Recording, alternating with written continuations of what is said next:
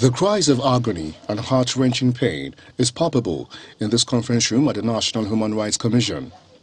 Family members of the kidnapped travelers of the ill-fated AK-9 Abuja train shed uncontrollable tears.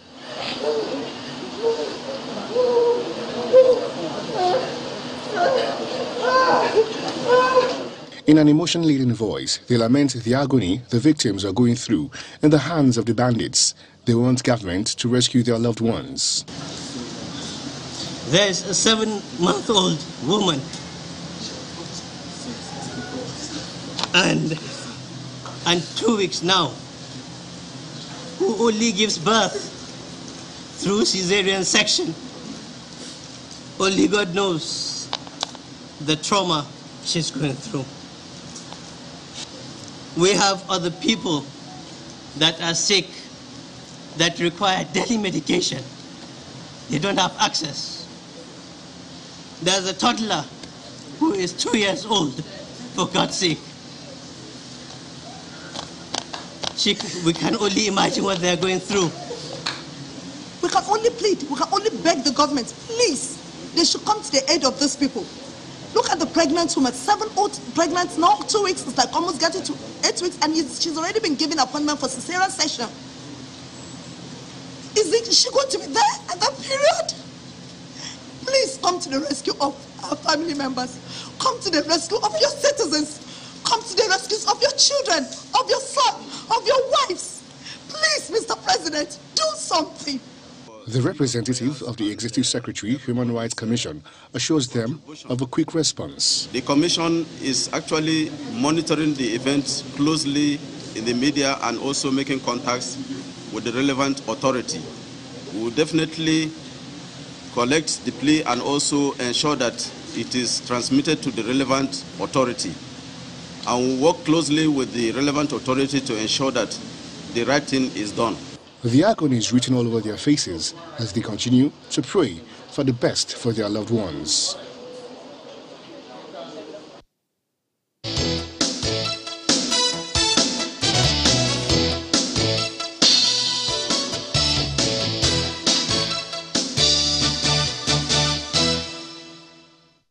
You know, there is no way, I dare say, you would watch that video and not be overwhelmed with emotions. Now, those are relatives and families of the passengers who were abducted on that AK-9 Kaduna-bound train 3 weeks ago, by the way. It's exactly 3 weeks since that attack and eventual kidnap took place. So many things have happened since then. But what you saw there was a visit by those relatives to the NRC, and that was last week. A few days after, there's been some updates, and we'll take a look at the plight of those abducted and the family members, the relatives on the one hand, and of course talk about the security angle to this. But let's start off with the security angle to this, and we're joined on the program this morning by Mr. Dennis Makri, who's a retired assistant director at the DSS, is also a security consultant. Mr. Makri, thank you for joining us on Sunrise Daily this morning. I know that security officials, I mean, those with security backgrounds like you have a tendency to be dispassionate when it comes to issues such as this, so that you can at least take a look at the facts and approach the case on a case-by-case basis. But seeing this one, really, even as a security consultant, as a person with security and intelligence background, how does it hit you? But seeing this one, really, even as a security consultant, as a person with security and intelligence background, how does it hit you? Because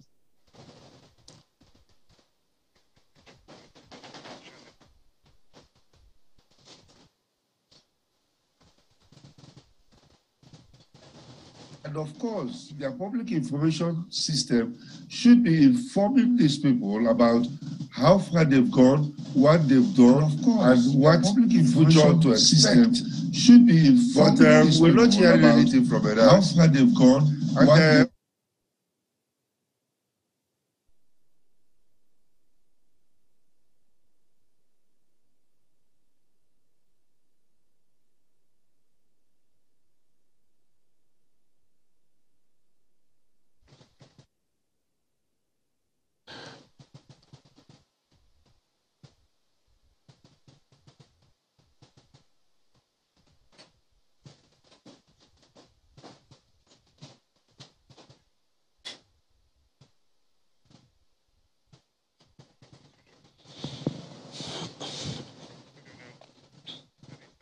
Well, we apologize for that feedback. We'll try to resolve that and get back to Mr. Makri, who was sharing his thoughts first about the plight of the family members, how he thinks information should have been disseminated to them, keep them in the know, and all of that. We'll also try to get the perspective of the relatives of the victims of that Kaduna train kidnap. It's really a lot to wrap our heads around, especially the fact that it's been 3 weeks, 21 days after that attack and kidnap of the victims. We've seen videos surfacing showing the plight of the victims. A few of them have been released, but largely most of them remain in captivity. You know, the fears that a good number of people are having, is that we hope that this is not going to be just another case. You know, one of the questions so many people have raised, security personnel, even retired IG, a retired IG has also said, look, where is the punishment for offenders? You know, as I have said it before, and I'm going to say it again, I have implicit confidence in the intelligence community in Nigeria. I can't, for the life of me, believe it is not possible for us not to know who these people are. It is not, I don't believe it is possible, because we have extremely intelligent people in the intelligence community in this country. We have nose to the ground, ears to the ground, we have eyes to the ground, we have everything that we need to know who these people are. And we have also heard, you know, some leaders tell us that some of these people have been identified, that they're going to name them, and and all of that.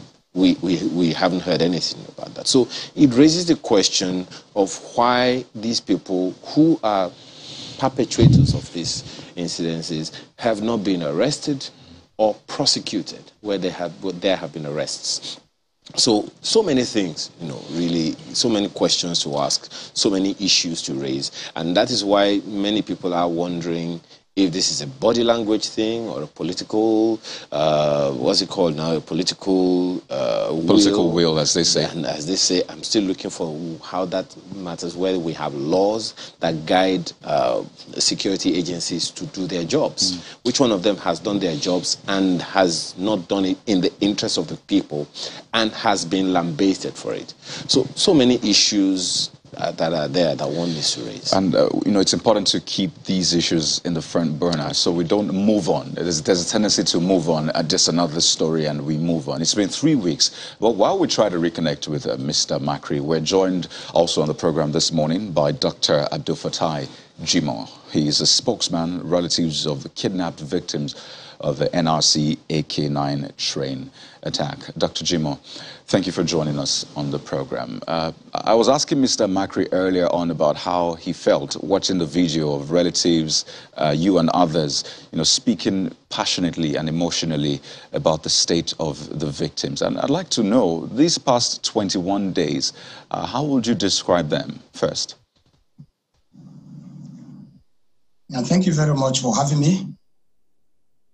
The past 21 days has been very agonizing for us, as parents, as children, as husbands, as wives, as relatives.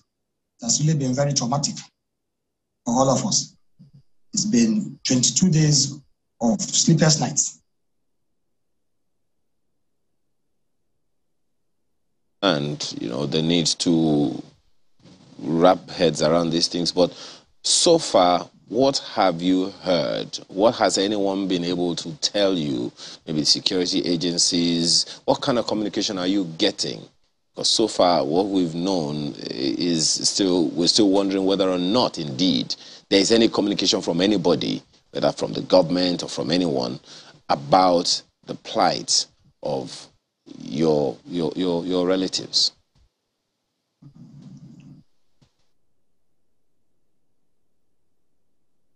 Yeah, actually, that is one of our major concerns now.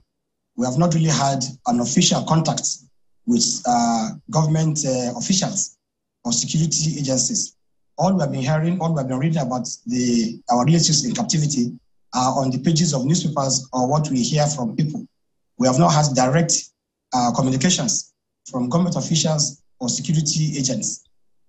The last one we had was what we read in newspapers yesterday, where the senior special assistant to the president on media and publicity, Malam Garba Shehu, assured relatives of victims that government is doing all that is possible to ensure the release of kidnapped victims, and that very soon the outcome of their efforts will be apparent. That's all this is the latest we had from government as at yesterday. Okay, so there is some communication from government. How assuring is that for you? Because a number of people will be wondering, how that will play on the minds of the people who are concerned. Yes, the communication actually is not directly to us. It was in the press, we read it. It was a bit of relief for us to hear this from Malam Garba Shehu yesterday, that government is making efforts to ensure the release of kidnapped victims and very soon. It was a kind of relief to us because this is the second time we are hearing something from government that gave us some hope. The last we had was on last Wednesday after the Federal Executive Council meeting, when the Minister of Information also made some comments about the plight of kidnapped victims. The one we had yesterday from Malam Garba Shehu is also reassuring. We are just praying that government will make more efforts to ensure that this release of kidnapped victims is effected very quickly. Thank you. How about the state governments? Is there any conversation or communication from any state governments to you or your members? None. There's no communication from any state government to us. No communication. There are those who will also wonder, because one of the issues so many people have also raised is maybe the NRC, the Railway Corporation, should also be in touch one way or another, at least to assuage people. Yeah, we had expected this from the beginning, from the Nigerian Railway Corporation, to reach out to the relatives of victims, as a means of assuaging our feelings. But up till the moment, we have not got anything concrete from them. Either from the Nigerian Railway Corporation or from the Ministry of Transportation. There's no any direct link with us.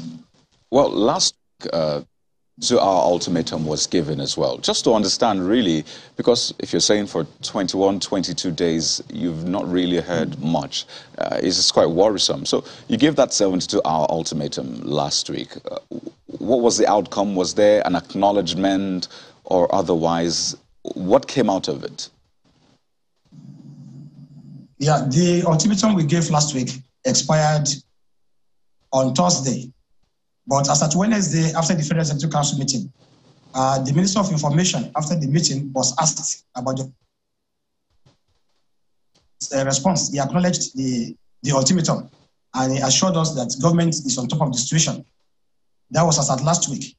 So it means they acknowledged our ultimatum and responded to it. Okay, so let's talk about your relatives in captivity. Yes. We've seen at least 2 videos showing their plight, some of them speaking, very heart-wrenching video, I must say. What can you tell us about their state right now, at least from what you know, or the little you know? What can you tell us? Honestly, it is difficult to talk about their state now because one can only imagine the situation they are in. These are people who, under the sun and rain, they are in the open, and they sleep on bare floor. Though for the past 22 days now, one can imagine with one cloth, no bath, no cover, and some of these victims are actually, they have some health challenges. There are some of them with diabetes, some with hypertension. In fact, there's a pregnant woman who is 7 months old, whose pregnancy is 7 months old. And from what we hear from relatives, this is a woman that normally delivers by cesarean section. And in fact, she's due for delivery by the end of this month. One can only imagine the conditions she'll be going through now. In fact, let me tell you, one of the wives of one of the abductees, the moment she saw that video, and she's also pregnant, she started bleeding just because of fear. This is a woman that's not even in captivity, just the fear of seeing her husband. She started bleeding and she had to be admitted in the hospital. So you can imagine a woman who is 7 months pregnant and who always deliver by cesarean section under this type of condition. There is an 85-year-old woman there. This woman is, of course, at 85 years, you should expect that she should have health challenges. She's been under the sun, under the rain for 22 days, sleeping there, waking up there, not changing clothes, no brushing, no medication. Honestly, the situation is very, very pathetic. We can only imagine what they are going through. The trauma, the psychological trauma, the mental torture, it's unimaginable. And, hearing you talk about that is really heartbreaking, I must say. I mean, if a woman was 7 months pregnant, it's been 3 weeks, she's nearing 8 months already, which is the time of delivery, essentially. And, just tell us, how many people are in captivity right now? How many people do you know are still in captivity? Yeah, it is difficult to know, but from information we got, the video that they showed us is a camp. And we learned from information we got that people in that camp are 68. But after the release of the MD of Bank of Agric, so we expect that there are 67 people there now in the camp that is shown in the video. 67 people should be there. We've asked, whether or not you've heard anything from government for one particular reason, and you've cited that when you talked about the woman who began to bleed. She's not the one in captivity, but she began to bleed when she saw, her spouse, in captivity. So I'm wondering if you can tell us what the state of affairs of some of the people like you, how are you feeling? How are other people like you who are expecting your relatives to be rescued, how are you feeling? What's the state of health of all of these people who are not in captivity but who are directly affected by what's happened? Yeah, thank you. We are really traumatized too. It's been very difficult to keep the children, calm. For the past 22 days, there's virtually no day they will not be crying. When is mommy coming back? When is daddy coming back? When is my sister coming back? The husbands, the head of the families also cry, but they just have to be strong to keep the children strong. But it has been very, very difficult. It has been a depressing moment. We hardly sleep, we hardly eat, and this is fasting period. We are still fasting, but we hardly eat and we hardly sleep. It's really traumatizing. Even the mere fact that you think about your loved ones in captivity is enough to give you a lot of stress. And this is what we are going through.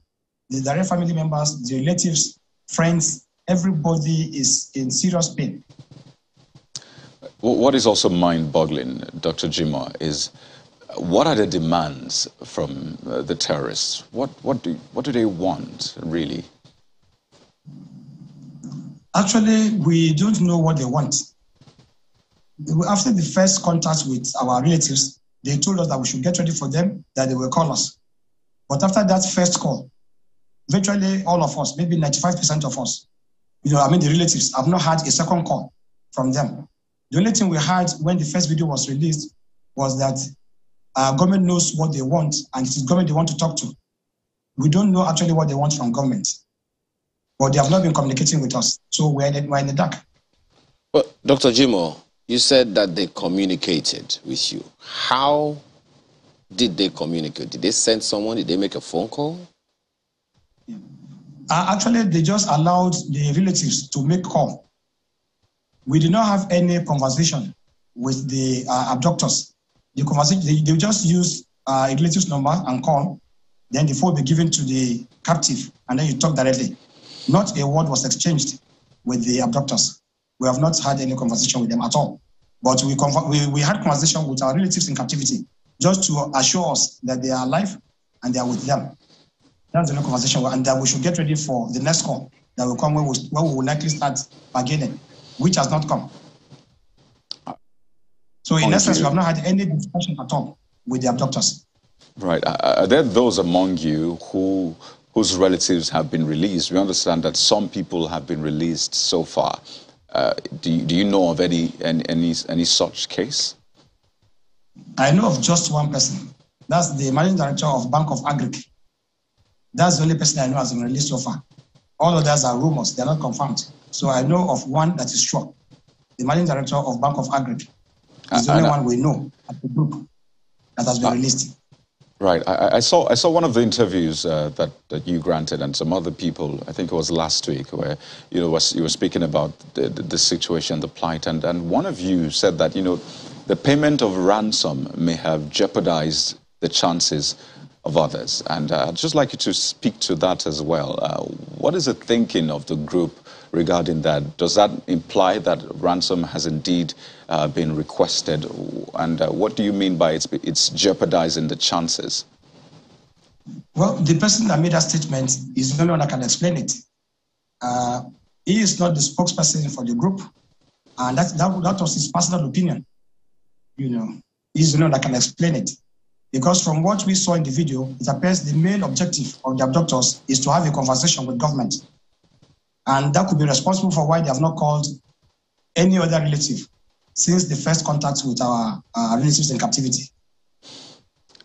At this point, are you certain, do you have some confidence that with the ongoing negotiation or conversation, which you say is happening between them and government, that this will come to a joyful conclusion? Do you have confidence in the government at this time?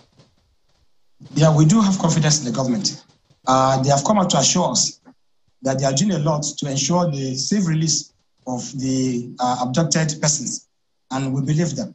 We know they have the capacity to do it. We have seen it done in Nigeria before by this same government on several occasions. When the Kankara boys were kidnapped, over 300 of them, they knew what they did and they got them released. We saw it also happen when the Jangebe high school girls were kidnapped in Zamfara State. They were also released. We also saw it in Dabchi. We saw it in even the Chibok girls that were kidnapped a year earlier before the advent of this government. Over 100 of them were released with the intervention of the federal government. So we believe in the capacity of government to get our relatives released from the abductors. We believe in their capacity. We believe them. We believe what they have told us, the assurances they have given us. We believe they are working seriously on it. We only want to urge them to work more and faster so that they can get out from this captivity very soon. Now, we also hope for the very best and believe that this will end in good news. Just one more thing. I recall also you saying that, the NRC should not resume operations just yet. We understand that the president had even given orders that they should resume operations as soon as possible. So why did you say the NRC should not resume operations just yet? Are you worried that if operations resume, then people might forget about the plight of your relatives still in captivity? Yeah, the main reason why we said the resumption of services by NRC should be on hold for now is that, one, the most important thing is to get the people in captivity out first. And then that will also engender confidence in the public so that when services resume, they will have confidence to resume their patronage. Because the important thing is after resumption of service, before the resumption of service, they should put in place adequate security measures, safety measures, to give the would-be passengers confidence to patronize the services. You will recall that just an incident that happened 2 days before the train attack at the Kaduna airport. Up to now, airlines are very reluctant to resume their operations at Kaduna airport just because of safety concerns. So that is our main concern. We want the public to have, confidence in patronizing the Nigerian Railway Corporation when they resume services. So what we are advising is an advice that adequate security measures, in fact, even before that, they should assess what happened and put in place adequate security measures to forestall further reoccurrence of this type of incident. We pray this is going to be the first and the last in Nigeria. I hope and pray sincerely that the next time we speak with you on the program, it will be to speak about good news of the release of your relatives. But we'd like to thank you for your time, and our hearts go out to you and other relatives who have to go through this grueling episode. And we pray that your relatives are well and safe and safely secured and rescued. Dr. Abdul Fattah Jimoh is the spokesperson of the kidnapped or the relatives of kidnapped victims of the NRC AK-9 train attack. It's been 3 weeks now, and we wish you the very best. Thank you very much, Samaka.